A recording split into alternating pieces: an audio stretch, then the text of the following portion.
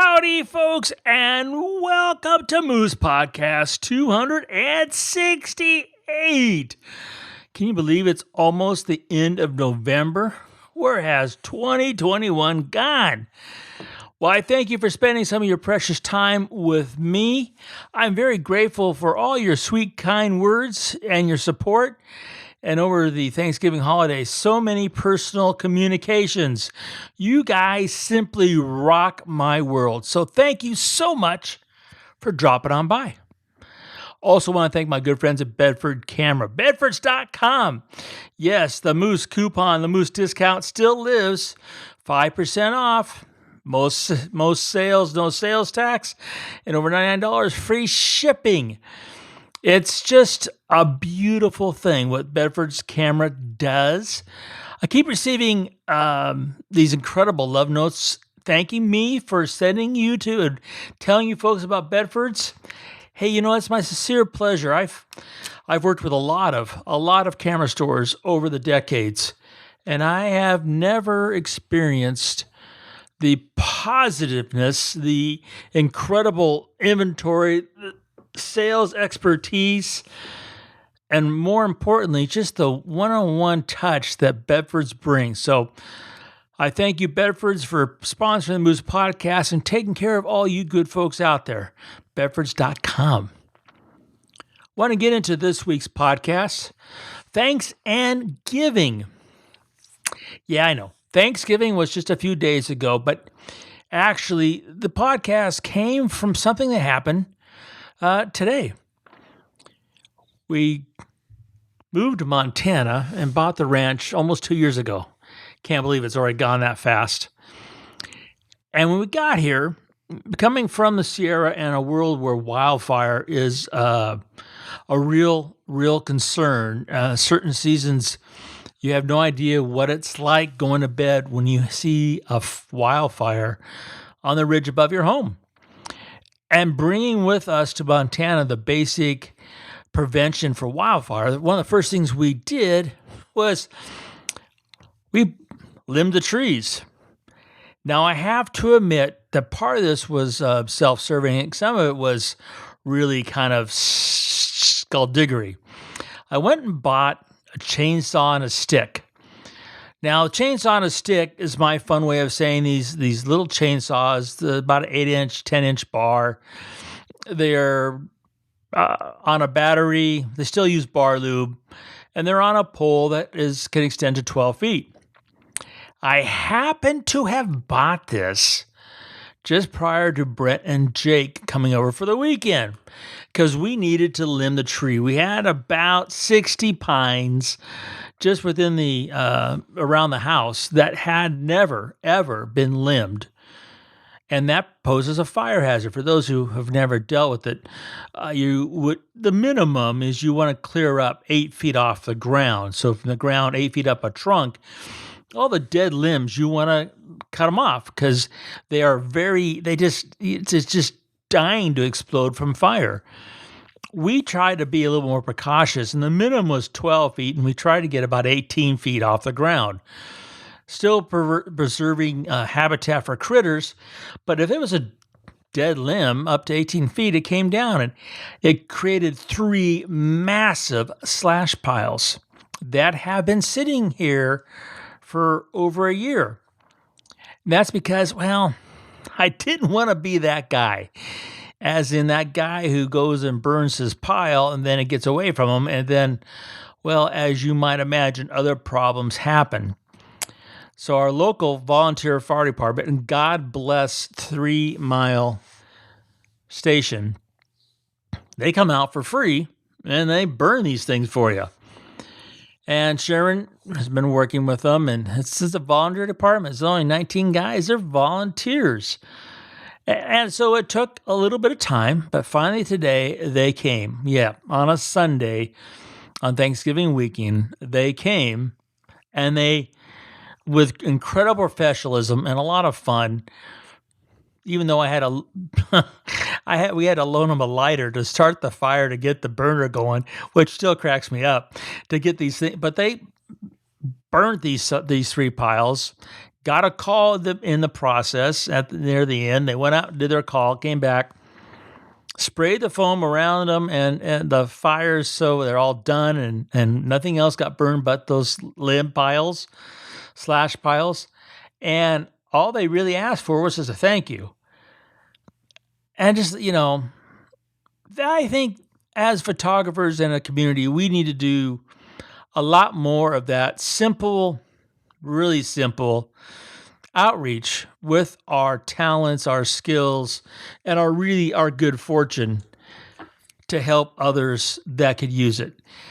You go back, and there are many, many, many, many programs around this country, around the globe, where photographers have gotten together and they have, for often a short period of time, done a program to help others with their photography, donating their time.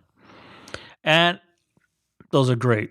Simply put, those are really great.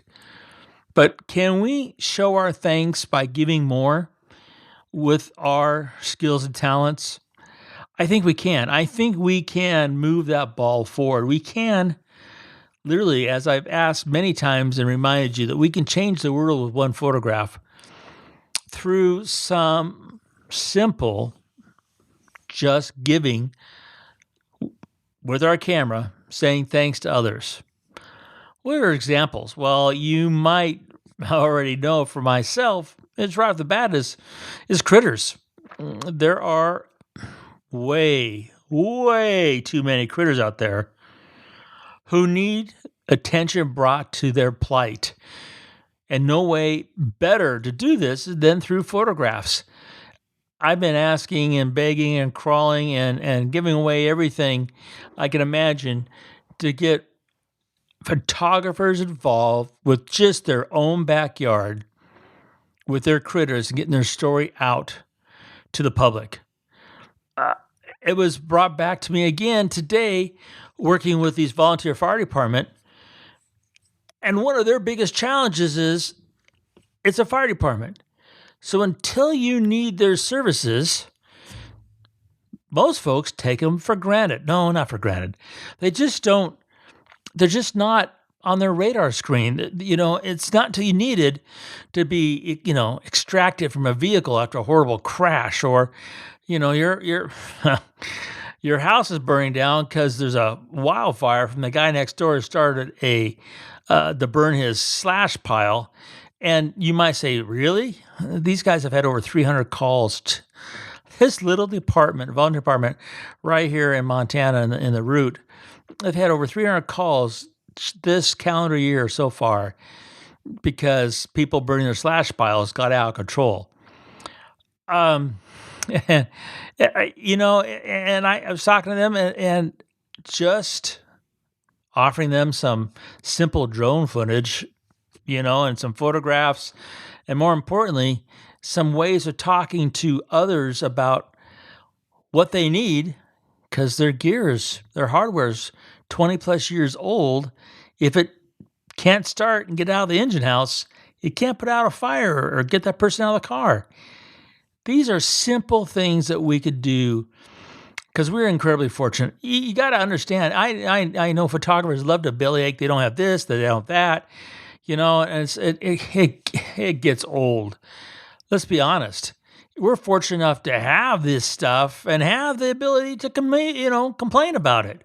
That means we're really fortunate. We need to count those blessings and say thanks and give back a little bit. And a photograph to help a critter in your own backyard, I kind of think it's not only playing it forward, it's also kind of self-serving if you think about it, right? That little piece of that park where you go on the weekend and you take your long lens and photograph the waterfowl, that's pretty amazing we have that ability and that's there until something happens. What else can you do? Well, then we could, of course, another thing be from me, working with World War II vets, and had another great opportunity come my way this week that I can't wait to look forward. It has to do with Arizona and England. But you can look at the examples, and they're endless. That's the incredible thing. Part of it, of course, is that what you have to give some of your time. You have to provide some of your talent. You have to share your passion, and in some way crack open that wallet to make that difference. But in the grand scheme of 365 days, a couple hours, not really a whole lot of a sacrifice to say thanks and give it back. Now, how can you actually find that little something that you would like to contribute your passion and skills to? Yeah, I think that's the biggest challenge and stumbling block for most folks not even taking that first step. It could be as simple as you might have a animal rescue wildlife care center in your neighborhood who are a bunch of volunteers to go out and get orphan birds or a car-struck mammal, and they bring them back to health, then release them. Those folks need tons of help. How about the simple act of you have folks in your community who might do cleanup days and go out and clean up the environment that need that documented for that day they do each year so they can share and get more people for the next year. If you get involved with your local community, and there's Sharon's on it all the time. I think it's called the Neighborhood app. I believe it is the Neighborhood app.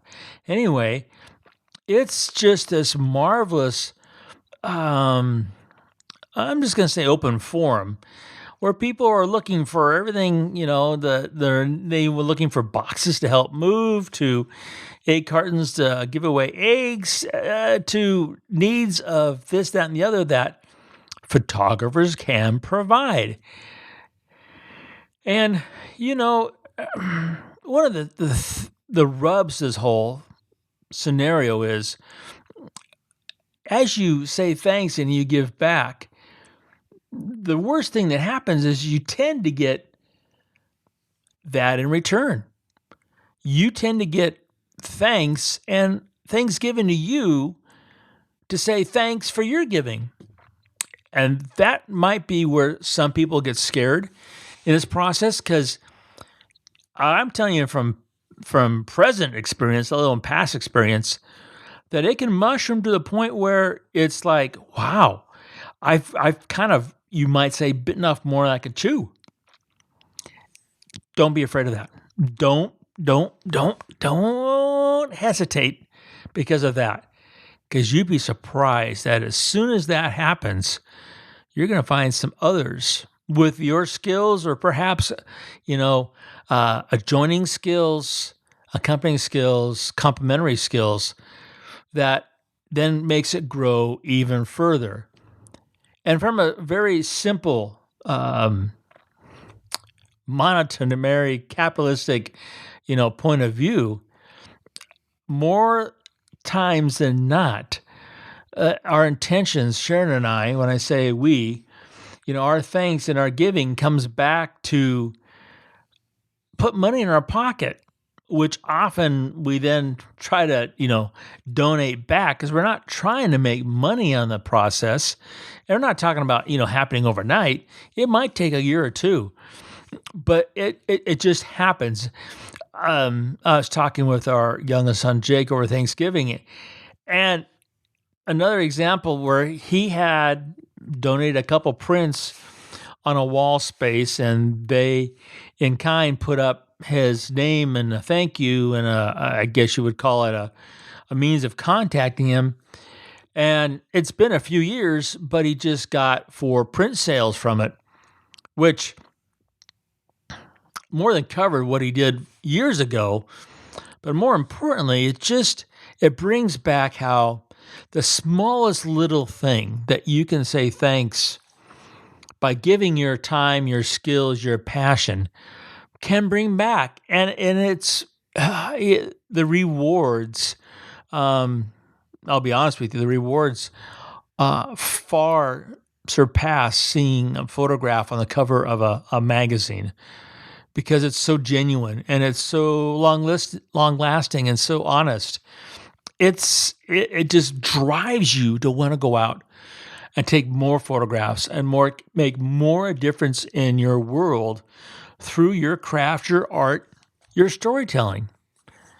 So it's that time of year, that season where we kind of dig down and we say in ourselves, thank you for all our blessings.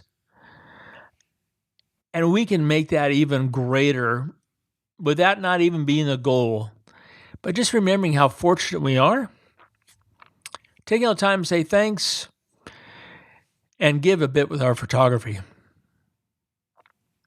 You folks have a great week. We're coming down to the end of the year. So remember to always tell your story with that click.